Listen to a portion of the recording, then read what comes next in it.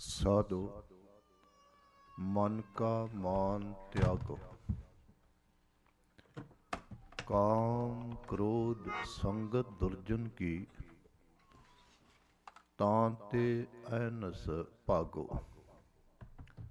रहाओ सुख दुख दोनों सम कर जाने, और मान अपमाना हरख सोग ते रहे अतीता। तिन जग तत पछाना, उस्तत निंदा दो त्यागै। खोजै पद निर्वाणा, जन नानक ए खेल कठिन है। किन्हों गुरमुख जाना। वाहिगुरु जी का खालसा, वाहिगुरु जी की फतेह। सृष्टि दे नाथ ਕਰਨ ਕਾਰਨ ਸਮਰੱਥ, ਰਹਿਮਤ ਦੇ ਸਾਗਰ, ਘਟ ਘਟ ਵਾਸੀ ਸਰਬ ਨਿਵਾਸੀ। ਨਿਰਮਲ ਤੇ ਨਿਰਵੈਰ, ਪਾਰ ਬ੍ਰਹਮ ਪਰਮੇਸ਼ਰ ਅਨੂਪ। ਸਫਲ ਮੂਰਤ ਗੁਰ ਤਿਸ ਕਾ ਰੂਪ। ਸ਼ਾਹ ਦੇ ਸ਼ਾਹ, ਸੀਤਲਤਾ ਦੇ ਸਾਗਰ, ਸਭ ਦੇ ਸਾਂਝੇ ਮਹਾਂ ਸੁਖਦਾਈ। ਪਰਮ ਕਿਰਪਾਲੂ ਮਹਾਂ ਦਿਆਲੂ, ਧੰਨ ਧੰਨ ਸਾਹਿਬ ਸ੍ਰੀ ਗੁਰੂ ਗ੍ਰੰਥ ਸਾਹਿਬ ਜੀ ਮਹਾਰਾਜ ਦੇ ਪਾਵਨ ਦਰਬਾਰ ਵਿੱਚ ਜੁੜ ਬੈਠੀ ਖਾਲਸਾ ਸਾਧ ਸੰਗਤ। ਸਤਿਗੁਰੂ ਜੀ ਦੇ ਮਹਾਂ ਸੁਖਦਾਈ ਚਰਨ ਕਮਲਾਂ ਨਾਲ ਚਿੱਤ ਜੋੜੋ। ਇਸ ਦਾਸਰੇ ਨੂੰ ਨਵਾਜੋ, ਪਿਆਰ ਨਾਲ ਗੱਜ ਕੇ ਆਖੋ ਜੀ ਸਤਨਾਮ ਸ੍ਰੀ। ਇੱਕ ਵਾਰੀ ਫਿਰ ਪਿਆਰ ਨਾਲ ਗੱਜ ਕੇ ਆਖੋ ਸਤਨਾਮ ਸ੍ਰੀ। ਅੱਜ ਦਾ ਸਮਾਗਮ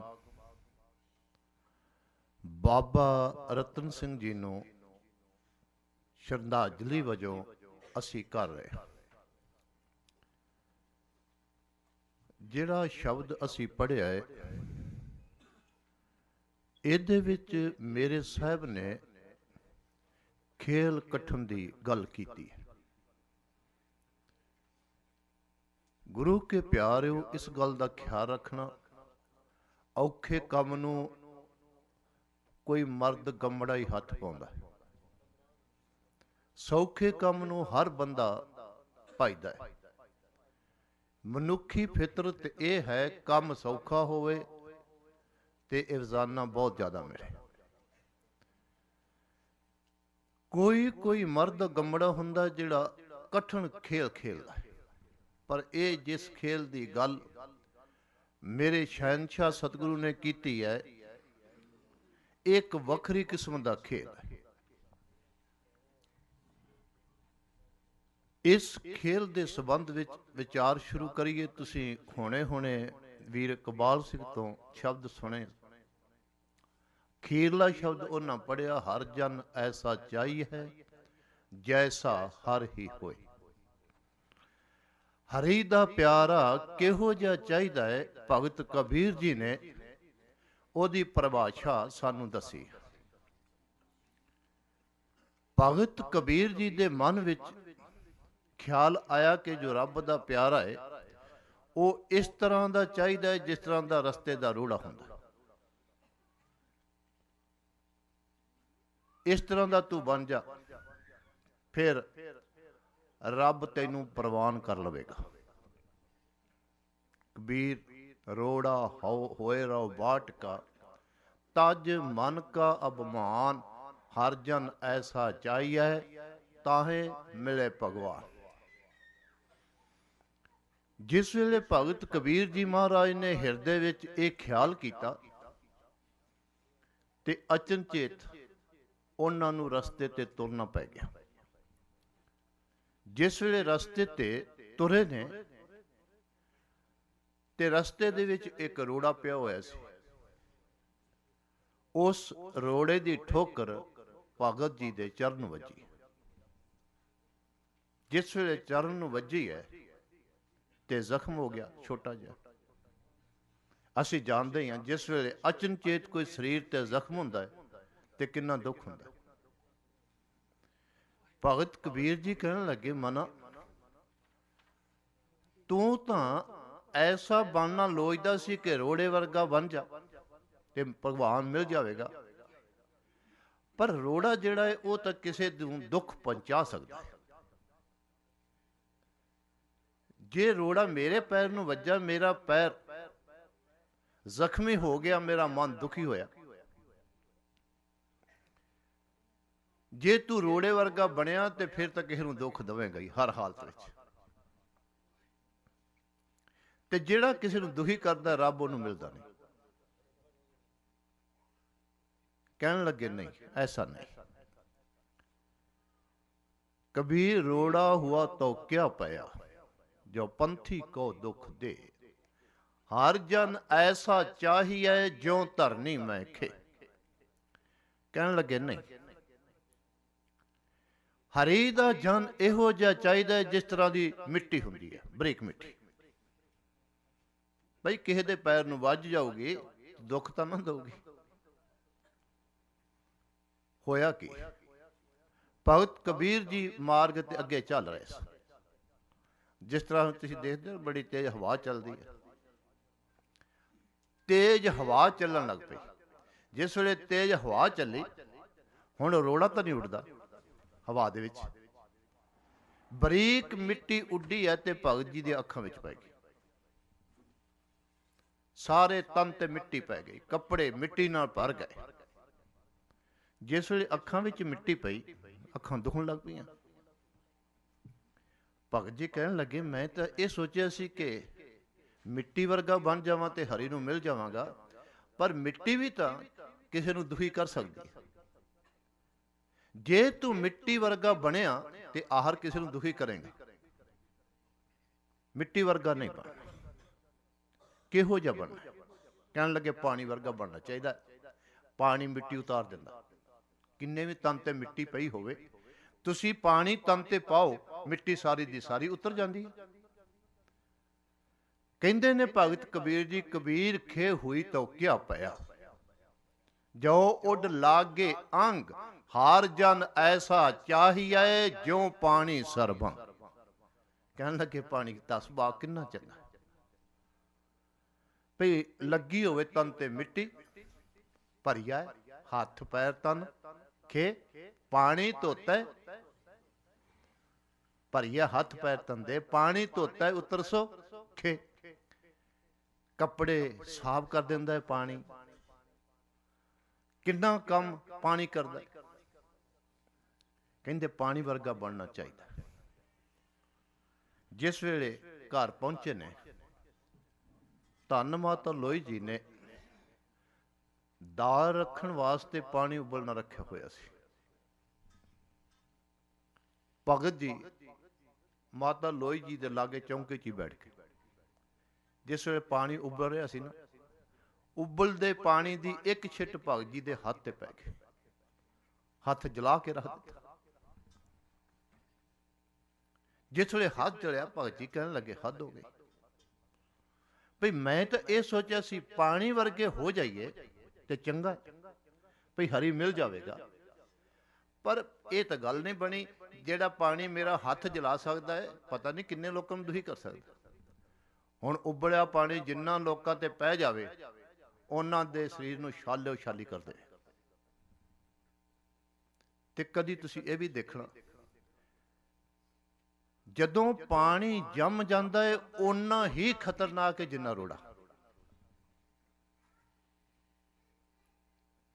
ਜਿੰਨਾ ਰੋੜਾ ਖਤਰਨਾਕ ਹੈ, ਓਨਾ ਹੀ ਪਾਣੀ ਵੀ ਖਤਰਨਾਕ ਹੈ। ਜੰਮਿਆ ਹੋਇਆ ਪਾਣੀ ਦਾ ਢੇਲਾ ਤੁਸੀਂ ਕਿਸੇ ਦੇ ਸਿਰ ਵਿੱਚ ਮਾਰ ਦਿਓ, ਸਿਰ ਫਾੜ ਕੇ ਰੱਖਦਾ। ਰੋੜਾ ਕੀ ਕਰਦਾ? ਰੋੜਾ ਵੀ ਸਿਰ ਫਾੜਦਾ ਨਾ। ਤੁਸੀਂ ਰੋੜਾ ਮਾਰੋ, ਸਿਰ ਫਾੜਦਾ। ਤੇ ਤੁਸੀਂ ਪਾਣੀ ਜਦੋਂ ਜੰਮ ਗਿਆ, ਉਸ ਵੇਲੇ ਤੁਸੀਂ ਪਾਣੀ ਕਿਸੇ ਦੇ ਸਿਰ 'ਚ ਮਾਰੋ, ਸਿਰ ਫੜ ਕੇ ਰੱਖਦਾ। ਕਹਿਣ ਲੱਗੇ ਪਾਣੀ ਦਾ ਵੀ ਆਪਣਾ ਸੁਭਾਅ ਨਹੀਂ। ਇਹਨੂੰ ਜਿਹੋ ਜੀ ਸੰਗਤ ਮਿਲਦੀ ਹੈ ਉਹੋ ਜਿਹਾ ਹੋ ਜਾਂਦਾ। ਜੇ ਠੰਡ ਦੀ ਸੰਗਤ ਮਿਲ ਗਈ, ਇਹਨੇ ਆਪਣਾ ਰੂਹ ਵਟਾ ਲਿਆ, ਤੇ ਕਈ ਵਾਰੀ ਇੱਕ ਬਰਫ਼ ਵਿੱਚ ਤੁਰਨਾ ਪੈ ਜੇ ਤੇ ਪੈਰ ਗਲ ਜਾਂਦੇ ਨੇ। ਇਤਿਹਾਸ ਆਖਦਾ ਪਾਂਡਵਾਂ ਦੇ ਸਰੀਰ ਗਲ ਗਏ ਸਨ ਬਰਫ਼ ਵਿੱਚ। ਖੈਰ, ਲੰਮੀ ਗੱਲ, ਆਪਾਂ ਉਸ ਪਾਸੇ ਨਹੀਂ ਚੱਲਦੇ, ਸਮਾਂ ਬਹੁਤ ਥੋੜਾ ਸੀਮਤ ਹੈ। ਇਹਦਾ ਸੁਭਾਅ ਆ ਬਰਫ਼ ਦਾ, ਇਹ ਪੈਰਾਂ ਨੂੰ ਗਾਲ ਦਿੰਦੀ ਆ, ਹੱਥਾਂ ਨੂੰ ਗਾਲ ਦਿੰਦੀ ਹੈ, ਤੇ ਜਦੋਂ ਇੱਥੇ ਬਹੁਤ ਠੰਡ ਪੈਂਦੀ ਹੈ ਤੇ ਲੋਹੇ ਦੇ ਉੱਤੇ ਜਦੋਂ ਇਹ ਪੈਂਦੀ ਹੈ ਤੇ ਇੰਨਾ ਠੰਡਾ ਕਰ ਦਿੰਦੀ ਹੈ, ਤੁਹਾਡਾ ਹੱਥ ਲੋਹੇ ਨੂੰ ਲੱਗ ਜਾਵੇ ਤੇ ਤੁਹਾਡਾ ਹੱਥ ਉੱਥੇ ਹੀ ਰਹਿ ਜਾਂਦਾ। ਭਗਤ ਜੀ ਕਹਿਣ ਲੱਗੇ, ਨਹੀਂ, ਹਰੀ ਦਾ ਜਨ ਪਾਣੀ ਵਰਗਾ ਵੀ ਨਹੀਂ ਚਾਹੀਦਾ। ਪਾਣੀ ਚੰਗਾ ਹੈ, ਪਿਆਸ ਉਤਾਰਦਾ ਹੈ, ਕਿਉਂਕਿ ਪਾਣੀ ਜੀਵਨ ਦਿੰਦਾ ਹੈ। ਸਾਹਿਬ ਨੇ ਲਿਖਿਆ, ਪਹਿਲਾ ਪਾਣੀ ਜੀਓ ਹੈ, ਜਿਤ ਹਰਿਆ ਸਭ ਕੋਏ। ਇੰਨਾ ਜਗਤ ਹਰਿਆ ਭਰਿਆ ਰਹਿੰਦਾ ਹੈ, ਪਰ ਪਾਣੀ ਕਿਸੇ ਵਾਸਤੇ ਦੁੱਖ ਦਾ ਕਾਰਨ ਵੀ ਬਣ ਸਕਦਾ ਹੈ। ਇਹਨੂੰ ਜਿਹੋ ਜਿਹੀ ਸੰਗਤ ਮਿਲਦੀ ਆ ਉਹੋ ਜਿਹਾ ਹੋ ਜਾਂਦਾ ਹੈ। ਕਬੀਰ, ਤੂੰ ਐਸਾ ਬਣ ਵੀ ਜੇ ਸਾਕਤ ਦੀ ਸੰਗ ਮਿਲ ਗਈ ਤੂੰ ਸਾਕਤ ਬਣ ਜਾਵੇਂ, ਤੇ ਗੁਰਮੁਖ ਦੀ ਸੰਗਤ ਮਿਲ ਗਈ ਤੇ ਤੂੰ ਗੁਰਮੁਖ ਬਣ ਜਾਵੇਂ। ਐਸਾ ਨਹੀਂ ਚਾਹੀਦਾ। ਫਿਰ ਕਹਿਣ ਲੱਗੇ, ਭਗਤ ਜੀ ਦੱਸੋ ਹਰੀ ਦਾ ਜਨ ਕਿਹੋ ਜਿਹਾ ਚਾਹੀਦਾ? ਕਹਿਣ ਲੱਗੇ, ਹਰ ਜਨ ਐਸਾ ਚਾਹੀਏ ਜੈਸਾ ਹਰ ਹੀ ਹੋਏ। ਜਿਸ ਤਰ੍ਹਾਂ ਦਾ ਪਾਰ ਬ੍ਰਹਮ ਪਰਮੇਸ਼ਰ ਹੈ ਨਾ, ਉਸੇ ਤਰ੍ਹਾਂ ਹੀ ਹਰੀ ਦਾ ਜਨ ਚਾਹੀਦਾ। ਹਰੀ ਦੇ ਜਨ ਦੀ ਨਿਸ਼ਾਨੀ ਇਹ ਹੈ ਕਿ ਉਹਦਾ ਹਿਰਦਾ ਦਰਖਤ ਵਰਗਾ ਹੁੰਦਾ। ਦਰਵੇਸ਼ਾਂ ਨੂੰ ਲੋੜੀਐ ਰੁੱਖਾਂ ਦੀ ਜੀਰਾਂਤ। ਰੁੱਖ ਨੂੰ ਕੋਈ ਕੱਟੇ, ਕੋਈ ਉਹਨੂੰ ਤੋੜ ਦੇਵੇ, ਉਹਦੀਆਂ ਡਾਹਣੀਆਂ ਕੱਟ ਕੇ ਲਿਆਵੇ, ਅੱਗ 'ਚ ਬਾਲ ਦੇਵੇ, ਪਰ ਜਿਸ ਵੇਲੇ ਉਹੀ ਮਨੁੱਖ ਉਸ ਦਰਖਤ ਥੱਲੇ ਛਾਂ ਜਾ ਕੇ ਬੈਠਦਾ ਹੈ ਤੇ ਦਰਖਤ ਨਹੀਂ ਆਖਦਾ ਮੈਂ ਤੈਨੂੰ ਛਾਂ ਨਹੀਂ ਦੇਣੀ। ਇੱਕ ਵਾਰੀ ਪਿਆਰ ਨਾਲ ਗੱਜ ਕੇ ਆਖੋ, ਸਤਨਾਮ ਸ੍ਰੀ। ਦਰਵੇਸ਼ਾਂ ਨੂੰ ਲੋੜੀ ਹੈ ਰੁੱਖਾਂ ਦੀ ਜੀਰਾਂਤ। ਇੱਕ ਗੱਲ ਮੈਂ ਆਪ ਦੇ ਸਮਕਸ਼ ਰੱਖਾਂ। ਇੱਕ ਦਿਨ ਮੇਰਾ ਸਾਹਿਬ ਆਗਰੇ ਵਿੱਚ ਬਹਾਦਰ ਸ਼ਾਹ ਦੇ ਦਰਬਾਰ ਵਿੱਚ ਕੁਰਸੀ ਤੇ ਸੁਭਾਇਮਾਨ ਸੀ, ਤੇ ਸਾਹਿਬ ਦੇ ਨੇਤਰ ਮੁੰਦੇ ਹੋਏ ਸਨ। ਉਹ ਨੇਤਰ ਜਿਨ੍ਹਾਂ ਬਾਰੇ ਭਾਈ ਨੰਦ ਲਾਲ ਜੀ ਆਖਦੇ ਨੇ, ਕਸੇ ਕੋ ਦੀਦ ਦੇ ਦਹਾਰੇ ਮੁਕੱਦਸ ਮਰਾਦੇ ਉਮਰਾ ਹਾਸਲ ਨਿਕੋ ਕਰਦਾ। ਉਸ ਮਸਤ ਨੇਤਰਾਂ ਵਾਲੇ ਮਾਈ ਦੇ ਜਿਹਨੂੰ ਦਦਾਰ ਹੋ ਗਏ, ਉਹਨੇ ਉਮਰ ਭਰ ਦੀਆਂ ਲੋੜਾਂ ਨੂੰ ਚੰਗੀ ਤਰ੍ਹਾਂ ਹਾਸਲ ਕਰ ਲਿਆ। ਮੁਰਾਦਾਂ ਚੰਗੀ ਤਰ੍ਹਾਂ ਉਹਨੇ ਪੂਰੀਆਂ ਕਰ ਲਈਆਂ, ਹਰ ਮੁਰਾਦ ਉਹਦੀ ਪੂਰੀ ਹੋ ਗਈ। ਨੇਤਰ ਮੁੰਦੇ ਹੋਏ ਨੇ। ਬਹਾਦਰ ਸ਼ਾਹ ਆਇਆ, ਸਾਹਿਬ ਦੇ ਅੱਗੇ ਸਜਦਾ ਕੀਤਾ ਤੇ ਪੁੱਛਦਾ ਹੈ, ਰਾਮਦਾਸ ਜੀਓ, ਅੱਜ ਕਿਸੇ ਗਹਿਰੀ ਸੋਚ ਵਿੱਚ ਲੱਗਦੇ। ਸਤਿਗੁਰੂ ਜੀ ਆਖਦੇ ਨੇ, ਬਹਾਦਰ ਸ਼ਾਹ ਤੂੰ ਠੀਕ ਜਾਣੇ, ਤੇ ਅੱਜ ਸੱਚੀ ਸਰਕਾਰ ਨੂੰ ਕਿਹੜੀ ਐਸੀ ਗੰਭੀਰ ਸੋਚ ਹੈ ਜਿਨੇ ਸੋਚਣ ਵਾਸਤੇ ਮਜਬੂਰ ਕਰ ਦਿੱਤਾ। ਸਾਹਿਬ ਕਹਿਣ ਲੱਗੇ, ਸਾਡੇ ਮਨ ਵਿੱਚ ਖਿਆਲ ਆਇਆ ਸੀ ਭਈ ਅੱਜ ਤੇਰਾ ਅੱਬਾ ਜਿਉਂਦਾ ਹੁੰਦਾ ਨਾ, ਅੱਜ ਉਹ ਇਸ ਗੱਲ ਨੂੰ ਸਮਝ ਸਕਦਾ ਕਿ ਮੈਂ ਗੁਰੂ ਗੋਬਿੰਦ ਸਿੰਘ ਦੇ ਪੁੱਤਰਾਂ ਨਾਲ ਕੀ ਕੀਤਾ ਹੈ ਤੇ ਗੁਰੂ ਗੋਬਿੰਦ ਸਿੰਘ ਨੇ ਮੇਰੇ ਪੁੱਤਰ ਨਾਲ ਕੀ ਕੀਤਾ। ਇੱਕ ਵਾਰੀ ਪਿਆਰ ਨਾਲ ਗੱਜ ਕੇ ਆਖੋ, ਸਤਨਾਮ। ਇਹਨੂੰ ਕਹਿੰਦੇ ਦਰਵੇਸ਼ ਵਰਗਾ ਚਿਹਰਾ। ਦਰਵੇਸ਼ਾਂ ਨੂੰ ਲੋੜੀ ਹੈ ਰੁੱਖਾਂ ਦੀ ਜੀਰਾਂਤ। ਜਿਸ ਇਨਸਾਨ ਨੇ ਕਲਗੀਧਰ ਸੱਚੇ ਪਾਤਸ਼ਾਹ ਦੇ ਪੁੱਤਰਾਂ ਨੂੰ ਕਤਲ ਕਰਵਾਇਆ, ਸ਼ਹੀਦ ਕਰਵਾਇਆ, ਗੁਰੂ ਗੋਬਿੰਦ ਸਿੰਘ ਸੱਚੇ ਪਾਤਸ਼ਾਹ ਉਹਦੇ ਪੁੱਤਰ ਨੂੰ ਤਖਤ ਤੇ ਬਿਠਾ ਲਿਆ। ਇਹ ਪ੍ਰਭੂ ਦੇ ਪਿਆਰੇ ਦੀ ਨਿਸ਼ਾਨੀ। ਪ੍ਰਭੂ ਦੇ ਪਿਆਰੇ ਦੀ ਨਿਸ਼ਾਨੀ ਇਹ ਵੀ ਹੈ ਕਿ ਪ੍ਰਭੂ ਦੇ ਪਿਆਰੇ ਲਾਗੇ ਮੋਹ ਨਹੀਂ ਆਉਂਦਾ। ਤੋ ਖੈਰ ਇਸ ਪਾਸੇ ਨਾ ਚੱਲੀਏ। ਉਸ ਸ਼ਬਦ ਦੇ ਅਸੀਂ ਅਰਥ ਕਰਨੇ ਆ, ਕੁਝ ਵਿਚਾਰਾਂ ਹੋਰ ਉਸ ਸੰਬੰਧ ਵਿੱਚ ਕਰਨੀਆਂ ਨੇ, ਕਿਉਂਕਿ ਅੱਜ ਆਪਾਂ ਬਾਬਾ ਰਤਨ ਸਿੰਘ ਦੀ ਯਾਦ ਵਿੱਚ ਬੈਠੇ। ਉਹਨਾਂ ਦਾ ਜੀਵਨ ਵੀ ਐਸਾ ਸੀ, ਕਿਸੇ ਨੂੰ ਤੰਗ ਨਹੀਂ ਕਰਨਾ। ਅੰਮ੍ਰਿਤ ਵੇਲਾ ਹੋਣਾ ਹੈ, ਗੁਰੂ ਕੇ ਦਰਬਾਰ ਵਿੱਚੋਂ ਜੇ ਸਮਾਪਤੀ ਹੁੰਦੀ ਹੈ, ਉੱਠਣਾ ਤੇ ਸੇਵਾ ਵਿੱਚ ਜਾ ਕੇ ਲੱਗ ਜਾਣਾ। ਸਾਰਾ ਦਿਨ ਸੇਵਾ ਕਰਨੀ ਤੇ ਜਿਸ ਵੇਲੇ ਰਾਤ ਨੂੰ ਦੀਵਾਨ ਸਜਣਾ ਹੈ, ਦੀਵਾਨ ਦੇ ਵਿੱਚ ਜਾ ਕੇ ਬੈਠ ਜਾ। ਮੈਂ ਕਦੀ ਨਹੀਂ ਦੇਖਿਆ ਆਪਣੇ ਜੀਵਨ ਵਿੱਚ ਉਹਨਾਂ ਦੇ ਮੱਥੇ ਉੱਤੇ ਵੱਟ ਪਿਆ ਹੋਇਆ। ਇਹ ਸਾਧ ਦੀ ਨਿਸ਼ਾਨੀ ਹੈ। ਜਿਹਦੇ ਮੱਥੇ ਤੇ ਵੱਟ ਪਵੇ ਸਮਝਣਾ ਉਹ ਸੰਤ ਨਹੀਂ, ਉਹ ਸਾਧ ਨਹੀਂ, ਉਹ ਗੁਰੂ ਦਾ ਸਿੱਖ ਨਹੀਂ, ਅਜੇ ਬਣਿਆ ਨਹੀਂ, ਸਾਧਨਾ ਵਿੱਚ ਹੈ। ਪੁੱਛਿਆ ਮੇਰੇ ਸਾਹਿਬ ਨੂੰ, ਸਤਿਗੁਰੂ ਜੀ ਆ ਜਿਹੜੀ ਮਾਇਆ ਹੈ ਜਿਹਨੂੰ ਗ੍ਰਸਦੀ, ਉਹਦੀ ਨਿਸ਼ਾਨੀ ਕੀ ਹੁੰਦੀ ਹੈ? ਸਾਹਿਬ ਕਹਿਣ ਲੱਗੇ ਮਾਥੇ ਤਰਕੁੱਟੀ। ਥੋੜਾ ਜਿਹਾ ਸਮਝ ਲੈਣਾ, ਮਾਇਆ ਦਾ ਅਰਥ ਧਨ ਨਹੀਂ। ਫਿਰ ਮਾਇਆ ਦਾ ਅਰਥ ਕੀ ਹੈ? ਮਾਇਆ ਦਾ ਅਰਥ ਹੈ ਉਹ ਸ਼ਕਤੀ ਜਿਹੜੀ ਦਿਸਦੀ ਨਹੀਂ, ਜਿਹੜੀ ਬੋਲਦੀ ਨਹੀਂ, ਜਿਹਦੇ ਸੰਬੰਧ ਵਿੱਚ ਅਸੀਂ ਇਹ ਬਚਨ ਪੜ੍ਹਦੇ ਹਾਂ, ਨੈ ਸੁਣੀ ਹੈ, ਜਿਹਦੀ ਆਵਾਜ਼ ਨਹੀਂ ਸੁਣੀ, ਨੈ ਮੁਖ ਤੇ ਬਕੀ, ਨੈ ਮੋਹੇ ਉਹ ਡੀਠੀ, ਉਹ ਮਾਇਆ। ਜਿਹਨੂੰ ਤੁਸੀਂ ਅੱਖਾਂ ਨਾਲ ਦੇਖ ਨਹੀਂ ਸਕਦੇ, ਤੁਹਾਨੂੰ ਤੁਸੀਂ ਅੱਖਾਂ ਨਾਲ ਦੇਖ ਸਕਦੇ ਹੋ, ਫਿਰ ਇਹ ਮਾਇਆ ਨਹੀਂ, ਇਹ ਗੁਜਰਾਨ ਦਾ ਸਾਧਨ ਹੈ। ਧਾਰਮਿਕ ਜਗਤ ਵਿੱਚ ਦੋ ਤਰ੍ਹਾਂ ਦੀ ਮਾਇਆ ਮੰਨੀ ਜਾਂਦੀ ਆ। ਕਹਿੰਦੇ ਔਰਤ ਮਾਇਆ ਹੈ, ਤਨ ਮਾਇਆ। ਪਰ ਔਰਤ ਨੂੰ ਤੁਸੀਂ ਦੇਖ ਸਕਦੇ ਹੋ, ਤੁਹਾਡੀਆਂ ਅੱਖਾਂ ਦੇਖ ਸਕਦੀਆਂ ਨੇ। ਔਰਤ ਬੋਲਦੀ ਤੁਸੀਂ ਸੁਣ ਸਕਦੇ ਹੋ, ਤੁਹਾਨੂੰ ਤੁਸੀਂ ਦੇਖ ਸਕਦੇ ਹੋ। ਸਾਹਿਬ ਕਹਿੰਦੇ ਉਹ ਸ਼ਕਤੀ ਜਿਹੜੀ ਹੈ ਉਹ ਦਿਸਦੀ ਨਹੀਂ, ਨਾ ਸੁਣੀ ਹੈ, ਨਾ ਮੁਖ ਤੇ ਬਕੀਏ, ਨਹਿ ਮੋਏ ਉਹ ਡੀਠੀ, ਐਸੀ ਠਗੌਰੀ ਪਾਏ ਭੁਲਾਵੇ, ਮਨ ਸਭ ਕੇ ਲਾਗੇ ਮੀਠੀ। ਗਰੀਬ ਨਵਾਜ ਦਾ ਹੋਰ ਕੋਈ ਲੱਛਣ? ਸਾਹਿਬ ਕਹਿਣ ਲੱਗੇ ਕਿਸੇ ਹੀ ਬਾਤ ਘਾਟ ਕਿਸੇ ਹੀ ਪਏ, ਸਗਲੇ ਲੜ ਲੜ ਬੂਆ, ਉਹ ਸਭ ਨੂੰ ਲੜਾਉਂਦੀ। ਧਾਰਮਿਕ ਸਥਾਨਾਂ ਤੇ ਲੜਾਈਆਂ ਵੀ ਉਹੀ ਕਰਾ ਰਹੀ ਹੈ। ਉਹ ਸ਼ਕਤੀ ਸਾਨੂੰ ਗ੍ਰਸਦੀ ਆ, ਅਸੀਂ ਇੱਕ ਦੂਜੀ ਦਾੜੀ ਫੜ ਲਈ, ਉਹ ਗ੍ਰਸਦੀ ਆ, ਅਸੀਂ ਦੂਜੇ ਦੇ ਸਿਰ ਛਿੱਤਰ ਫੜ ਕੇ ਮਾਰਦੇ। ਇਹ ਕੇਵਲ ਸਾਡੇ ਗੁਰਦੁਆਰਿਆਂ 'ਚ ਨਹੀਂ, ਹਰ ਧਾਰਮਿਕ ਸਥਾਨ ਤੇ ਇਹੀ ਕੁਛ ਹੋ ਰਿਹਾ, ਕਿਉਂਕਿ ਉਹ ਗ੍ਰਸਦੀ। ਸਤਿਗੁਰੂ ਜੀ ਦਾ ਹੋਰ ਕੋਈ ਲੱਛਣ?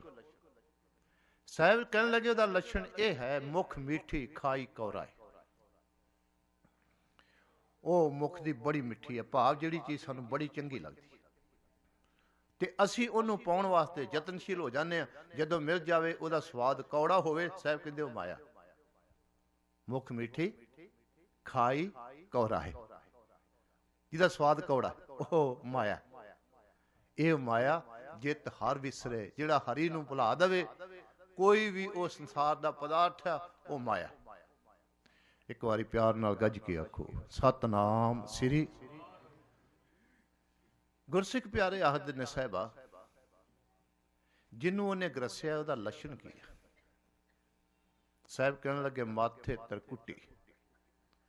ਜਿਹਨੂੰ ਉਹਨੇ ਗ੍ਰਸਿਆ ਨਾ, ਉਹਦੇ ਮੱਥੇ ਉੱਤੇ ਕ੍ਰੋਧ ਦੀਆਂ ਤਿਉੜੀਆਂ ਹੁੰਦੀਆਂ।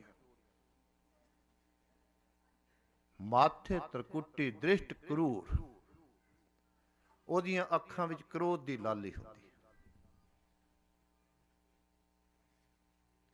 ਬੋਲੇ ਕੌੜਾ ਜੇਵਾ ਦੀ ਫੂਟ, ਉਹ ਜ਼ੁਬਾਨ ਦੀ ਬਹੁਤ ਰੁੱਖੀ ਆ, ਕੌੜਾ ਬੋਲਦੀ ਹੈ। ਜਿਹਨੂੰ ਉਹਨੇ ਗ੍ਰਸਿਆ ਉਹ ਕੌੜਾ ਹੀ ਬੋਲੇ।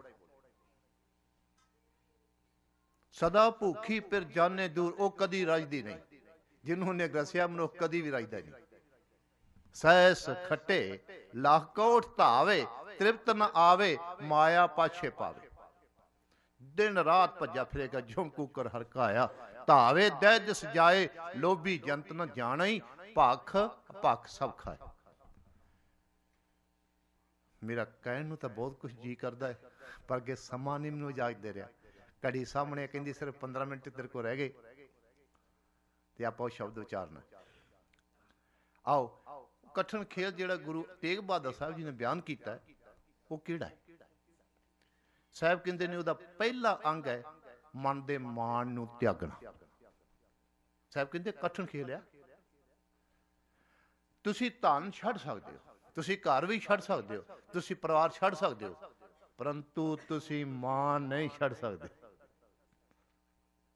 ਕਬੀਰ ਮਾਇਆ ਤਜੀ ਤੋਂ ਕਿਆ ਪਿਆ, ਜੋ ਮਾਨ ਤਜਾ ਨਹੀਂ ਜਾਏ, ਮਾਨ ਮੁਨੀ ਮੁਨ ਵਰਗਲੇ, ਮਾਨ ਸਭੇ ਕੋ ਖਾਏ। ਇਹ ਸਭ ਨੂੰ ਖਾ ਜਾਂਦਾ, ਇਹ ਜੋਗੀਆਂ ਨੂੰ ਖਾ ਗਿਆ। ਸਰੇਵੜਿਆਂ ਨੂੰ ਖਾ ਗਿਆ, ਸਿੱਧਾਂ ਨੂੰ ਖਾ ਗਿਆ, ਮਾਨ ਨਹੀਂ ਛੱਡਿਆ ਉਹਨੇ।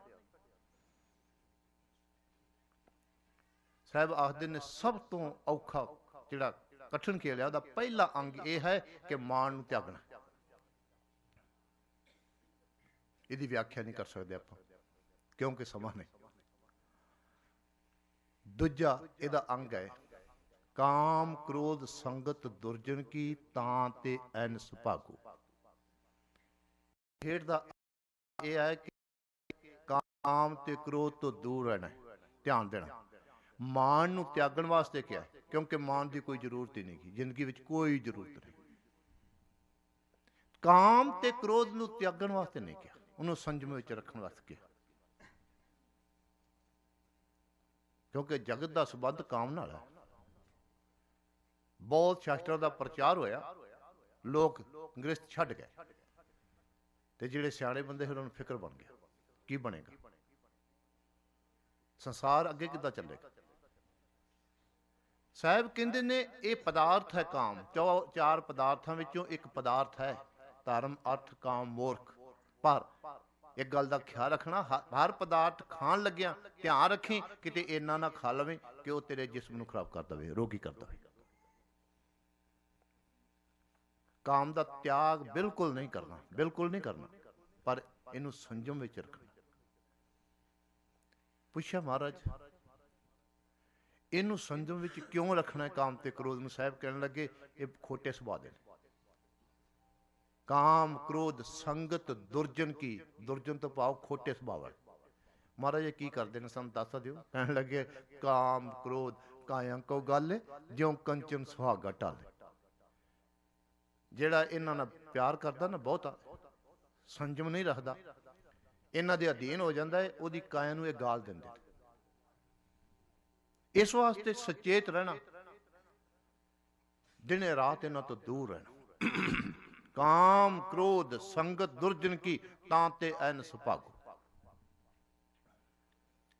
ਸਤਿਗੁਰੂ ਜੀ ਜਿਹੜਾ ਤੁਸੀਂ ਖੇਲ ਕਠਨ ਦਾ ਜ਼ਿਕਰ ਕੀਤਾ ਹੈ ਉਹਦਾ ਅਗਲਾ ਹੋਰ ਕੀ ਅੰਗ ਹੈ? ਸਾਹਿਬ ਕਹਿਣ ਲੱਗੇ ਸੁੱਖ ਦੁੱਖ ਦੋਨੋਂ ਸਮ ਕਰ ਜਾਣੇ। ਸੁੱਖ ਤੇ ਦੁੱਖ ਨੂੰ ਇੱਕ ਬਰਾਬਰ ਸਮਝਣਾ, ਇਹ ਸਿੱਖੀ ਸਿਧਾਂਤ ਹੈ। ਸੰਤ ਦਾ ਗਿਆਨ ਕੀ ਹੈ? ਗਿਆਨੰ ਸਮ ਦੁੱਖ ਸੁਖੰ। ਸੰਤ ਉਹ ਹੈ ਜਿਹੜਾ ਦੁੱਖ ਤੇ ਸੁੱਖ ਵਿੱਚ ਸਮਾ ਰਹਿੰਦਾ। ਸੰਤ ਦਾ ਇਹ ਗਿਆਨ ਹੈ। ਸੁੱਖ ਦੁੱਖ ਦੋਨੋਂ ਸਮ ਕਰ ਜਾਣੇ ਔਰ ਮਾਨ ਅਪਮਾਨਾ। ਤੇ ਜਗਤ ਦੇ ਵਿੱਚ ਇੱਜ਼ਤ ਮਿਲੇ ਤਾਂ ਵੀ ਉਸੇ ਰਸ ਵਿੱਚ, ਜੇ ਕਿਸੇ ਨੇ ਬੇਇੱਜ਼ਤੀ ਕਰਤੀ ਤਾਂ ਵੀ ਉਸੇ ਰਸ ਵਿੱਚ। ਹਰਖ ਸੋਗ ਤੇ ਰਹਿ ਅਤੀਤਾ, ਖੁਸ਼ੀ ਤੇ ਗਮੀ ਤੋਂ ਅਤੀ। ਬਹੁਤ ਖੁਸ਼ੀ ਆਵੇ ਬਹੁਤ ਖੁਸ਼ ਨਹੀਂ ਹੋਣਾ, ਗਮੀ ਆ ਗਈ ਤੇ ਦੁਖੀ ਨਹੀਂ ਹੋਣਾ। ਇਹ ਸਮਝਣਾ ਕਿ ਦੁੱਖ ਸੁੱਖ ਤੇਰੀ ਆਗਿਆ ਪਿਆਰੇ, ਦੂਜੀ ਨਾ ਹੀ ਜਾਏ। ਸੁੱਖ ਦੁੱਖ ਦੋਨੋਂ ਸਮ ਕਰ ਜਾਣੇ ਔਰ ਮਾਨ ਪਮਾਨਾ। ਹਰਖ ਸੋਗ ਤੇ ਰਹੇ ਅਤੀਤਾ, ਤਿੰਨ ਜਗ ਤਤ ਪਛਾਨਾ। ਉਹਨੇ ਇਸ ਜਗਤ ਵਿੱਚ ਰਹਿੰਦਿਆਂ ਹੋਇਆਂ ਤਤ ਨੂੰ ਪਛਾਣ ਲਿਆ, ਸਮਝ ਲਓ, ਜਿਹਦੀ ਇਹ ਅਵਸਥਾ ਬਣ ਗਈ। ਗਰੀਬ ਨਵਾਜ ਅੱਗੇ ਹੋਰ ਇਸ ਕਠਨ ਖੇਲ ਦਾ ਕਿਹੜਾ ਅੰਗ ਹੈ? ਸਾਹਿਬ ਕਹਿਣ ਲੱਗੇ ਉਸਤਤ ਨਿੰਦਾ ਦੋ ਤਿਆਗੀ।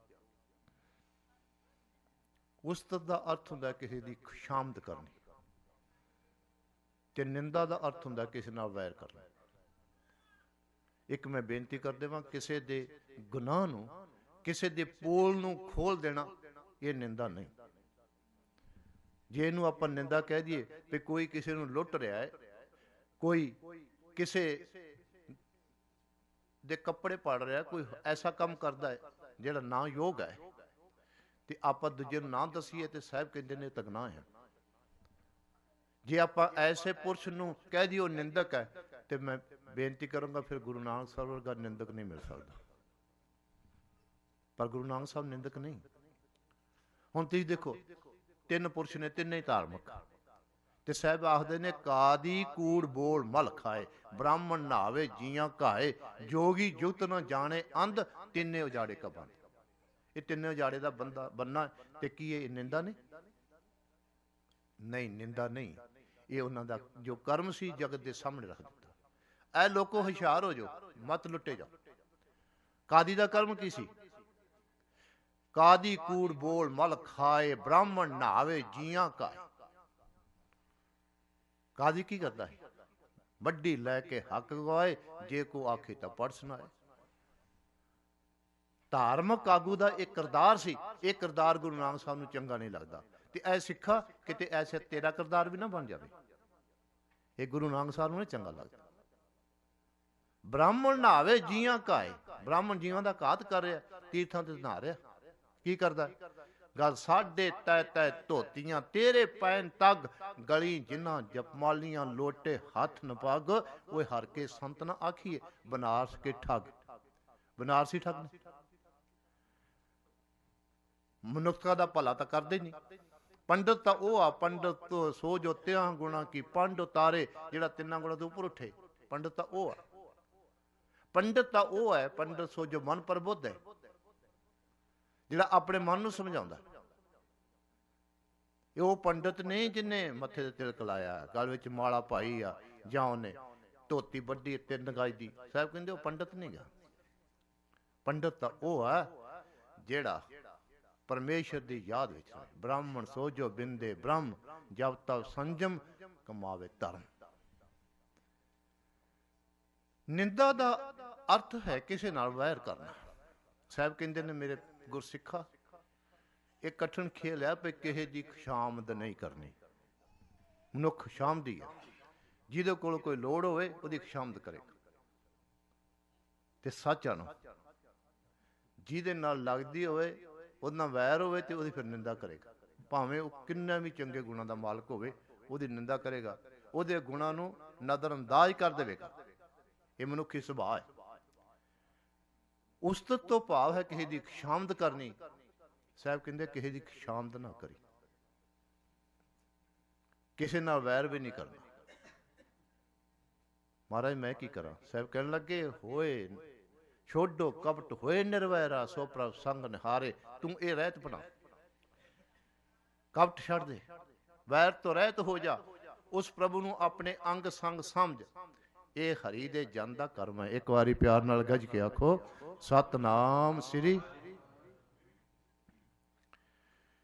ਸਾਹਿਬ ਕਹਿੰਦੇ ਨੇ ਕਿਸੇ ਦੀ ਖੁਸ਼ਾਮਦ ਨਹੀਂ ਕਰਨੀ, ਪਰ ਉਸਤਤ ਕਰਨੀ ਹੈ ਸਿਰਫ ਨਿਰੰਕਾਰ ਦੀ। ਉਸਤਤ ਮਨ ਮੈਂ ਕਰ ਨਿਰੰਕਾਰ, ਕਰ ਮਨ ਮੇਰੇ ਸਤ ਵਿਵਹਾਰ। ਉਸਤਤ ਕਰਨੀ ਹੈ ਸਤਿਗੁਰੂ ਦੀ। ਕਿੰਨੀ ਉਸਤਤ ਕੀਤੀ ਭਾਈ ਨੰਦ ਲਾਲ ਜੀ ਨੇ। ਕਲਗੀਆਂ ਵਾਲੇ ਪ੍ਰੀਤਮ ਦੀ ਪੜ੍ਹ ਕੇ ਦੇਖੋ। ਬਰਦੋ ਆਲਮ ਸ਼ਾਹ ਗੁਰੂ ਗੋਬਿੰਦ ਸਿੰਘ। ਗੁਰੂ ਗੋਬਿੰਦ ਸਿੰਘ ਜੀ ਦੋਨਾਂ ਜਹਾਨਾਂ ਦੇ ਸ਼ਾਹ ਨੇ। ਕਸਮ ਰਾਂਝਾ ਕਾ ਗੁਰੂ ਗੋਬਿੰਦ ਸਿੰਘ। ਗੁਰੂ ਗੋਬਿੰਦ ਸਿੰਘ ਸੱਚਾ ਪਾਤਸ਼ਾਹ ਐਸਾ ਯੋਧਾ ਹੈ ਕਿ ਵੈਰੀਆਂ ਨੂੰ ਜਿਉਣ ਦਾ ਸੰਸਾ ਪਾ ਦਿੰਦਾ ਹੈ।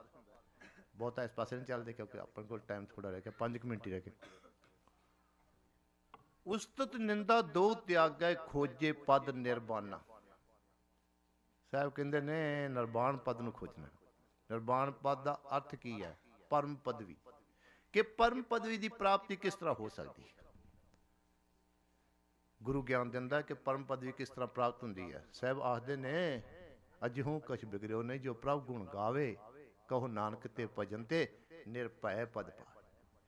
ਪ੍ਰਭੂ ਦੀ ਸਿਫਤ ਸਲਾਹ ਦੇ ਵਿੱਚੋਂ ਹੀ ਪਰਮ ਪਦਵੀ ਮਿਲਦੀ ਹੈ। ਹੋਰ ਕੋਈ ਸਾਧਨ ਨਹੀਂ, ਕੋਈ ਕਰਮ ਨਹੀਂ, ਕੋਈ ਜਪ ਨਹੀਂ, ਕੋਈ ਤਪ ਨਹੀਂ। ਜਨ ਨਾਨਕੇ ਖੇਲ ਕਠਿਨ ਹੈ, ਕਿਨਹੂ ਗੁਰਮੁਖ ਜਾਨਾ। ਮੇਰੇ ਸਾਹਿਬ ਆਖਦੇ ਨੇ ਇੱਕ ਔਖਾ ਕੰਮ ਆ, ਕਿਸੇ ਗੁਰਮੁਖ ਨੇ ਇਹਨੂੰ ਜਾਣਿਆ। ਥੋੜਾ ਜਿਹਾ ਧਿਆਨ ਦਿਓ ਕਿ ਜਿਸ ਗੁਰੂ ਤੇਗ ਬਹਾਦਰ ਸਾਹਿਬ ਜੀ ਮਹਾਰਾਜ ਨੇ ਇਹ ਬਚਨ ਕਹੇ ਨੇ, ਉਹਨਾਂ ਨੇ ਆਪ ਵੀ ਆਪਣੇ ਜੀਵਨ ਵਿੱਚ ਇਹ ਕਮਾਏ ਨੇ। ਇੱਕ ਗੱਲ ਖਿਆਲ ਰੱਖਣਾ, ਜਿੰਨੇ ਕਮਾਏ ਨਹੀਂ ਹੋਣਗੇ ਉਹਨਾਂ ਦੇ ਬਚਨਾਂ ਦਾ ਅਸਰ ਨਹੀਂ ਹੁੰਦਾ। ਇੱਕ ਸਾਖੀ ਆ ਇਤਿਹਾਸ ਵਿੱਚ ਕਿ ਇੱਕ ਦਿਨ ਗੁਰੂ ਤੇਗ ਬਹਾਦਰ ਸਾਹਿਬ ਜੀ ਮਹਾਰਾਜ ਦੇ ਚਰਨਾਂ ਵਿੱਚ ਇੱਕ ਮਾਤਾ ਆਈ, ਨਾਲ ਬੱਚਾ ਸੀ। ਕਹਿੰਦੀ ਮਹਾਰਾਜ ਗੁੜ ਬੜਾ ਖਾਂਦਾ, ਦੇਖੋ ਇਹਦੇ ਤਨ ਤੇ ਫੋੜੇ ਹੋਏ ਨੇ। ਸਾਹਿਬ ਕਹਿਣ ਲੱਗੇ, ਇੱਕ ਹਫ਼ਤੇ ਬਾਅਦ ਲੈ ਕੇ ਆਈ ਬੀਬੀ। ਹਫ਼ਤੇ ਬਾਅਦ ਆਈ, ਸਾਹਿਬ ਕਹਿਣ ਲੱਗੇ ਪੁੱਤਰ ਗੁੜ ਨਾ ਖਾਇਆ ਕਰ, ਦੇਖ ਤੇਰੇ ਤਨ ਦਾ ਕੀ ਹਾਲ ਹੋਇਆ, ਇਹਨਾਂ ਸਰੀਰ ਖਰਾਬ ਹੋ ਜਾਂਦਾ ਹੈ। ਬੀਬੀ ਕਹਿੰਦੀ ਸਾਹਿਬ ਇਹੋ ਹੀ ਗੱਲ ਕਹਿਣੀ ਸੀ, ਉਦੋਂ ਕਹਿ ਦਿੰਦਾ। ਸਾਹਿਬ ਕਹਿਣ ਲੱਗੇ ਉਦੋਂ ਮੈਂ ਵੀ ਗੁੜ ਖਾ ਲੈਂਦਾ ਸੀ। ਇੱਕ ਵਾਰੀ ਪਿਆਰ ਨਾਲ ਗੱਜ ਕੇ ਆਖੋ ਸਤਨਾਮ ਸ੍ਰੀ। ਜੇ ਮੈਂ ਉਦੋਂ ਕਹਿ ਦਿੰਦਾ ਤੇ ਕੋਈ ਅਸਰ ਨਹੀਂ ਸੀ ਹੋਣਾ। ਆਓ ਧਿਆਨ ਦਿਓ ਥੋੜਾ ਜਿਹਾ। ਕੀ ਗੁਰੂ ਤੇਗ ਬਹਾਦਰ ਸਾਹਿਬ ਜੀ ਮਹਾਰਾਜ ਨੇ ਜੋ ਕਿਹਾ ਉਹ ਆਪ ਵੀ ਕਰਕੇ ਦਿਖਾਇਆ। ਮੈਂ ਦੋ ਗੱਲਾਂ ਕਹਿ ਕੇ ਸਮਾਪਤੀ ਕਰਦਾ। 3 ਮਿੰਟ ਬਾਕੀ ਰਹਿ ਗਏ ਆਪਣੇ ਕੋਲ ਤੇ 3 ਆਪਾਂ ਗੱਲਾਂ ਕਰਨੀਆਂ। ਪਹਿਲੀ ਗੱਲ, ਮਨ ਕਾ ਮਾਨ ਤਿਆਗੋ। ਗੁਰੂ ਤੇਗ ਬਹਾਦਰ ਸੱਚੇ ਪਾਤਸ਼ਾਹ ਨੇ ਕੀ ਮਨ ਦਾ ਮਾਨ ਤਿਆਗਿਆ? ਆਓ ਇਤਿਹਾਸ ਵੇਖੀਏ। ਮਾਣ ਕਿਸ ਗੱਲ ਦਾ ਹੁੰਦਾ ਹੈ? ਮੇਰੀ ਉਮਰ ਵੱਡੀ ਹੈ। ਮਾਣ ਕਿਸ ਗੱਲ ਦਾ ਹੁੰਦਾ ਹੈ? ਮੈਂ ਰਿਸ਼ਤੇ ਵਿੱਚ ਵੱਡਾ। ਤੇ ਜਦੋਂ ਗੁਰੂ ਤੇਗ ਬਹਾਦਰ ਸਾਹਿਬ ਦੇ ਸਾਹਮਣੇ ਇਹ ਗੱਲ ਆਈ ਨਾ, ਇਹਨੇ ਕੋਈ ਅਸਰ ਨਹੀਂ ਕੀਤਾ। ਦੀਨ ਦੁਨੀ ਦੇ ਪਾਤਸ਼ਾਹ ਡੋਲਾ ਸਾਹਿਬ ਸ੍ਰੀ ਗੁਰੂ ਹਰਗੋਬਿੰਦ ਸਾਹਿਬ ਜੀ ਨੇ ਰਾਜ ਤੇ ਜੋਗ ਦੇ ਤਖਤ ਤੇ ਬਿਠਾਤਾ ਆਪਣੇ ਪੋਤਰੇ ਨੂੰ। ਤੇ ਗੁਰੂ ਤੇਗ ਬਹਾਦਰ ਸਾਹਿਬ ਜੀ ਮਹਾਰਾਜ ਨੇ ਜਿਸ ਤਰ੍ਹਾਂ ਗੁਰੂ ਹਰਗੋਬਿੰਦ ਸਾਹਿਬ ਜੀ ਦੇ ਚਰਨਾਂ ਤੇ ਮੱਥਾ ਟੇਕਿਆ ਕਰਦੇ ਸਨ ਨਾ, ਉਸੇ ਤਰ੍ਹਾਂ ਹੀ ਗੁਰੂ ਹਰਿਰਾਏ ਸਾਹਿਬ ਜੀ ਦੇ ਚਰਨਾਂ ਤੇ ਮੱਥਾ ਟੇਕਿਆ। ਨਾ ਇਸ ਗੱਲ ਦਾ ਮਾਣ ਕਿ ਮੈਂ ਉਮਰ ਵਿੱਚ ਵੱਡਾ ਹਾਂ, ਨਾ ਇਸ ਗੱਲ ਦਾ ਮਾਣ ਕਿ ਮੈਂ ਰਿਸ਼ਤੇ ਵਿੱਚ ਵੱਡਾ ਹਾਂ, ਮੈਂ ਤੇ ਇਹਦਾ ਪਿਓ ਵਰਗਾ। ਅੱਗੇ ਚਲੋ। ਸ਼ਾਹ ਦੇ ਸ਼ਾਹ ਸ੍ਰੀ ਗੁਰੂ ਹਰਿਰਾਏ ਸਾਹਿਬ ਜੀ ਮਹਾਰਾਜ ਸੱਚਖੰਡ ਨੂੰ ਪਿਆਨਾ ਕਰਨ ਲੱਗੇ ਨੇ ਤੇ ਤਖਤ ਤੇ ਬਿਠਾਤਾ ਆਪਦੇ ਛੋਟੇ ਸਾਹਿਬਜ਼ਾਦੇ ਨੂੰ। ਧੰਨ ਸ੍ਰੀ ਗੁਰੂ ਹਰਕ੍ਰਿਸ਼ਨ ਸਾਹਿਬ ਜੀ ਨੂੰ ਉਮਰ ਕਿੰਨੀ ਹੈ? ਪੌਣੇ 6 ਸਾਲ। ਤੇ ਗੁਰੂ ਤੇਗ ਬਹਾਦਰ ਸਾਹਿਬ ਜੀ ਦੀ ਉਮਰ ਉਦੋਂ ਕਿੰਨੀ ਹੈ? ਤਕਰੀਬਨ 42 ਸਾਲ। ਰਿਸ਼ਤੇ ਵਿੱਚ ਪੋਤਰਾ ਹੈ ਗੁਰੂ ਹਰਕ੍ਰਿਸ਼ਨ ਸਾਹਿਬ ਜੀ। ਤੇ ਗੁਰੂ ਤੇਗ ਬਹਾਦਰ ਸਾਹਿਬ ਜੀ ਮਹਾਰਾਜ ਨੇ ਉਸੇ ਤਰ੍ਹਾਂ ਹੀ ਨਮਸਕਾਰ ਕੀਤੀ ਆ ਧੰਨ ਗੁਰੂ ਹਰਕ੍ਰਿਸ਼ਨ ਸਾਹਿਬ ਜੀ ਮਹਾਰਾਜ ਨੂੰ, ਜਿਸ ਤਰ੍ਹਾਂ ਗੁਰੂ ਹਰਗੋਬਿੰਦ ਸਾਹਿਬ ਜੀ ਨੂੰ ਕਰਿਆ ਕਰਦੇ ਸਨ। ਇੱਕ ਵਾਰੀ ਪਿਆਰ ਨਾਲ ਗੱਜ ਕੇ ਆਖੋ, ਇਹਨੂੰ ਕਹਿੰਦੇ ਹਰ ਦਾ ਜਨ, ਰੱਬ ਦਾ ਪਿਆਰਾ। ਅਗਲੀ ਗੱਲ, ਨਾ ਤਾਂ ਗੁਰੂ ਤੇਗ ਬਹਾਦਰ ਸਾਹਿਬ ਜੀ ਨੇ ਇਹ ਸੋਚਿਆ ਭਈ ਇਹ ਮੇਰਾ ਪੋਤਰਾ ਹੈ ਤੇ ਮੈਂ ਪੋਤਰੇ ਨੂੰ ਮੱਥਾ ਟੇਕਦਾ ਚੰਗਾ ਲੱਗਦਾ, ਲੋਕ ਕੀ ਆਖਣਗੇ। ਤੇ ਨਾ ਇਹ ਸੋਚਿਆ ਕਿ ਮੇਰੀ ਉਮਰ ਤਾਂ ਬਹੁਤ ਵੱਡੀ ਆ, ਮੈਂ ਕਿਉਂ ਮੱਥਾ ਟੇਕ। ਨਹੀਂ, ਪੂਰੇ ਗੁਰੂ ਦਾ ਹੁਕਮ ਹੈ, ਮੈਂ ਆਕੀ ਨਹੀਂ ਹੋਣਾ। ਜਿਨ੍ਹਾਂ ਨੇ ਨਹੀਂ ਹੁਕਮ ਮੰਨਿਆ ਉਹ ਆਕੀ ਹੋ ਗਏ। ਸ਼੍ਰੀ ਚੰਦ ਆਕੀ ਹੋ ਗਏ। ਕਹਿਤਾ ਬਾਬੇ ਬਲਵਾਨ ਨੇ, ਪੁੱਤਰੀ ਕੋਲ ਨਾ ਪਾਲਿਓ, ਕਰ ਪੀਰੋਂ ਕੰਨ ਮਰਟੀਐ, ਦਿਲ ਖੋਟੈ ਆਕੀ ਫਿਰ ਬਨ ਭਾਰ ਉਚਾਹਨ ਛੱਟੀਐ। ਦਿਲ ਵਿੱਚ ਖੋਟ ਆਕੀ ਹੋ ਗਈ। ਗੁਰੂ ਤੇਗ ਬਹਾਦਰ ਸਾਹਿਬ ਜੀ ਆਕੀ ਨਹੀਂ ਹੋਏ। ਜਿਸ ਤਰ੍ਹਾਂ ਗੁਰੂ ਤੇਗ ਬਹਾਦਰ ਜੀ ਗੁਰੂ ਹਰਗੋਬਿੰਦ ਸਾਹਿਬ ਨੂੰ ਨਮਸਕਾਰ ਕਰਦੇ ਸਨ, ਉਸੇ ਤਰ੍ਹਾਂ ਗੁਰੂ ਹਰਕ੍ਰਿਸ਼ਨ ਸਾਹਿਬ ਜੀ ਨੂੰ ਕੀਤੀ। ਅਗਲੀ ਗੱਲ, ਕੀ ਸਤਿਗੁਰੂ ਜੀ ਜਿਹੜਾ ਕਿਹਾ ਕਾਮ ਤੋਂ ਦੂਰ ਰਹਿਣਾ, ਕ੍ਰੋਧ ਤੋਂ ਦੂਰ ਰਹਿਣਾ, ਇਹ ਕੋਈ ਮਿਸਾਲ ਐਸੀ ਮਿਲਦੀ ਹੈ? ਗੁਰੂ ਕੇ ਪਿਆਰਿਓ ਦੇਖੋ, ਗੁਰੂ ਤੇਗ ਬਹਾਦਰ ਸਾਹਿਬ ਜੀ ਦਾ ਜਿਸ ਵੇਲੇ ਆਨੰਦ ਵਿਆਹ ਹੋਇਆ ਨਾ, ਉਸ ਵੇਲੇ ਗੁਰੂ ਸਾਹਿਬ ਦੀ ਉਮਰ 14 ਸਾਲ ਦੀ ਸੀ। ਤੇ ਜਿਸ ਵੇਲੇ ਸਾਹਿਬ ਸ੍ਰੀ ਗੁਰੂ ਗੋਬਿੰਦ ਸਿੰਘ ਜੀ ਮਹਾਰਾਜ ਪ੍ਰਗਟ ਹੋਏ ਨੇ ਤੇ ਉਸ ਵੇਲੇ ਮੇਰੇ ਸਾਹਿਬ ਦੀ ਉਮਰ 45 ਸਾਲ ਦੀ ਸੀ। ਕਿੰਨਾ ਸੰਜਮ ਰੱਖਿਆ, ਕਿੰਨੇ ਦੂਰ ਰਹੇ ਨੇ। ਹੈ ਕੋਈ ਦੁਨੀਆ ਦੇ ਉੱਤੇ ਮਿਸਾਲ ਐਸੀ? ਭਈ ਵਿਆਹ ਤਾਂ ਜੀਵਨ ਹੋਵੇ ਤੇ ਇੰਨਾ ਸੰਜਮ ਕਿੰਨਾ ਚਿਰ ਬਣਦਾ ਹੈ? 44 ਸਾਲ ਤੱਕ 14 ਸਾਲ ਦੀ ਉਮਰ ਵਿਆਹ ਹੋਇਆ ਤੇ 44 ਸਾਲ ਦੀ ਉਮਰ ਵਿੱਚ ਧੰਨ ਗੁਰੂ ਤੇਗ ਬਹਾਦਰ ਸਾਹਿਬ ਜੀ ਦੇ ਗ੍ਰਹਿ ਵਿਖੇ 45 ਸਾਲ ਦੀ ਉਮਰ ਵਿੱਚ ਗੁਰੂ ਗੋਬਿੰਦ ਸਿੰਘ ਜੀ ਮਹਾਰਾਜ ਪ੍ਰਗਟ ਹੁੰਦੇ ਨੇ। ਅਗਲੀ ਗੱਲ, ਕੀ ਗੁਰੂ ਤੇਗ ਬਹਾਦਰ ਸਾਹਿਬ ਜੀ ਨੂੰ ਕ੍ਰੋਧ ਵੀ ਕਦੀ ਨਹੀਂ ਆਇਆ? ਕਦੋਂ ਪਤਾ ਲੱਗਦਾ ਕ੍ਰੋਧ ਆਉਂਦਾ? ਉਸ ਵੇਲੇ ਪਤਾ ਲੱਗਦਾ ਹੈ ਜਿਸ ਵੇਲੇ ਕੋਈ ਤੁਹਾਡੇ ਤੇ ਵਾਰ ਕਰਦਾ। ਤੇ ਗੁਰੂ ਤੇਗ ਬਹਾਦਰ ਜਿਸ ਵੇਲੇ ਪ੍ਰਗਟ ਹੋਏ ਨੇ ਨਾ, ਤੇ ਸੰਗਤਾਂ ਜਿਹੜੀਆਂ ਤੜਫ ਰਹੀਆਂ ਸਨ ਦਰਸ਼ਨਾਂ ਵਾਸਤੇ, ਵਹੀਰਾਂ ਘੱਟ ਕੇ ਆ ਗਈਆਂ। ਲੱਖੀ ਜੰਗਲਾਏ ਖਾਲਸਾ ਦਿਦਾਰ ਲੱਗੋ ਨੇ, ਸੁਣ ਕੇ ਸੱਦ ਮਾਹੀ ਦਾ ਮੈਂ ਪਾਣੀ ਘਾਮ ਵਿੱਤੋਂ ਨੇ। ਇਸ ਤਰ੍ਹਾਂ ਭੱਜ ਉੱਠੀ ਸਿੱਖ ਸੰਗਤ, ਜਿਸ ਤਰ੍ਹਾਂ ਰਾਂਝਾ ਵੰਝਲੀ ਵਜਾਉਂਦਾ ਸੀ ਨਾ, ਮੱਝਾਂ ਤੇ ਗਾਵਾਂ ਪਾਣੀ ਤੇ ਘਾਹ ਛੱਡ ਕੇ ਭੱਜ ਉੱਠਦੀਆਂ ਸੀ। ਜਦੋਂ ਗੁਰੂ ਤੇਗ ਬਹਾਦਰ ਸਾਹਿਬ ਜੀ ਪ੍ਰਗਟ ਹੋਏ, ਇਸ ਤਰ੍ਹਾਂ ਸੰਗਤਾਂ ਵਾਹ ਦਾਈ ਭੱਜ ਉੱਠੀਆਂ ਤੇ ਪਤਾ ਨਹੀਂ ਕਿੰਨੇ ਕਿੰਨੇ ਕੀਮਤੀ ਤੋਹਫੇ ਸਤਿਗੁਰੂ ਦੇ ਚਰਨਾਂ ਵਿੱਚ ਭੇਟ ਕੀਤੇ। ਧੀਰ ਮਲ ਨੇ ਦੇਖਿਆ, ਲੋਭ ਨੇ ਗ੍ਰਸ ਲਿਆ ਵੀ ਹਾਂ ਇੰਨੇ ਕੀਮਤੀ ਤੋਹਫੇ ਤੇ ਇਹ ਗੁਰੂ ਤੇਗ ਬਹਾਦਰ ਸਾਹਿਬ ਜੀ ਦੇ ਘਰ ਜਾਣਗੇ, ਇਹ ਤਾਂ ਮੇਰੇ ਘਰ ਆਉਣੇ ਚਾਹੀਦੇ ਸੀ। ਤੇ ਗੋਲੀ ਚਲਾਤੀ ਗੁਰੂ ਤੇਗ ਬਹਾਦਰ ਸਾਹਿਬ ਤੇ। ਜਿਸ ਵੇਲੇ ਗੁਰੂ ਕੇ ਸਿੱਖਾਂ ਨੂੰ ਪਤਾ ਲੱਗਾ, ਉਹਨੇ ਧੀਰਮਲ ਦੇ ਬੰਦੇ ਸਭ ਕੁਝ ਜਿਹੜਾ ਸੀ ਨਾ ਧਨ ਪਦਾਰਥ ਚੁੱਕ ਕੇ ਲੈ ਗਏ ਤੇ ਗੁਰੂ ਕੇ ਸਿੱਖ ਜਿਹੜੇ ਸੀ ਨਾ ਪੈ ਗਏ ਜਾ ਕੇ ਉਹਦੇ ਘਰ ਤੇ, ਸਭ ਕੁਝ ਲੈ ਆਏ। ਸਾਹਿਬ ਜੀ ਕਹਿਣ ਲੱਗੇ ਨਹੀਂ, ਜੋ ਧੀਰਮਲ ਨੇ ਕੀਤਾ ਇਹ ਭਲੋ ਕੀਤਾ। ਧੀਰਮਲ ਭਲੋ ਰੇ ਭਲੋ ਰੇ ਭਲੋ ਰੇ, ਇਹਦਾ ਮਤਲਬ ਕ੍ਰੋਧ ਨਹੀਂ ਆਇਆ ਨਾ। ਤੇ ਜੇ ਕ੍ਰੋਧ ਆਉਂਦਾ ਤੇ ਫਿਰ ਤਾਂ ਧੀਰਮਲ ਦੇ ਤੁੰਬੇ ਤੁੰਬੇ ਹੋ ਜਾਂਦੇ। ਇਹਦੇ ਨਾਲ ਮੈਂ ਅੱਗੇ ਨਾ ਚੱਲਾਂ, ਇਤਿਹਾਸ ਤਾਂ ਬਹੁਤ ਲੰਬਾ, ਇਹਦੇ ਵਿੱਚ ਬੜੀਆਂ ਗੱਲਾਂ ਜਿਹੜੀਆਂ ਆਪਾਂ ਹੋਰ ਕਰ ਸਕਦੇ ਹਾਂ। ਪਰ ਅੱਜ ਜਿਹਦੇ ਅਸੀਂ ਯਾਦ ਵਿੱਚ ਜੁੜੇ ਹਾਂ, ਬਾਬਾ ਰਤਨ ਸਿੰਘ ਜੀ, ਉਹਨਾਂ ਨੇ ਵੀ ਆਪਣੇ ਜੀਵਨ ਦੇ ਵਿੱਚ ਬੜੀਆਂ ਗੁਰੂ ਦੀਆਂ ਕਹੀਆਂ ਹੋਈਆਂ ਬਾਤਾਂ ਤੇ ਆਪਣੇ ਜੀਵਨ ਨੂੰ ਚਲਾਇਆ। ਸੇਵਾ ਵਿੱਚ ਰਹੇ ਨੇ ਤੇ ਗੁਰੂ ਦੀ ਸੇਵਾ ਕਰਕੇ ਆਪਣੇ ਜੀਵਨ ਨੂੰ ਸਫਲਾ ਕੀਤਾ। ਕਦੀ ਕਿਸੇ ਦੀ ਨਿੰਦਾ ਨਹੀਂ ਕੀਤੀ, ਕਿਸੇ ਦਿਨ ਉੱਚਾ ਨਹੀਂ ਬੋਲੇ। ਇਹ ਉਹਨਾਂ ਦਾ ਜੀਵਨ ਸੀ, ਸਦਾ ਹੱਸਦੇ ਰਹਿਣਾ ਤੇ ਸੇਵਾ ਕਰੀ ਜਾਣੀ।